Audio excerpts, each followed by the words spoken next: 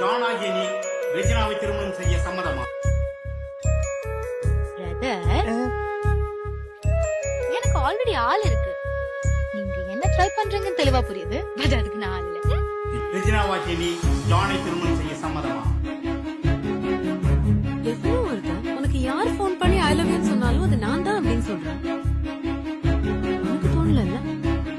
போடா, உனக்கு ஊர்ல மீன் முடி கறி முடி எவ்வளவு பாக்க வரல தெரியுமா? அவளை தேடி தேடி லவ் பண்ணு. உனக்கெல்லாம் நான் செட்டே ஆக மாட்டேன். டேய் ஜான், லவ்வுக்கு அப்புறம் லைஃப் இல்லைன்னா 25 வயசுக்கு அப்புறம் எவனுமே வாழ மாட்டான்டா.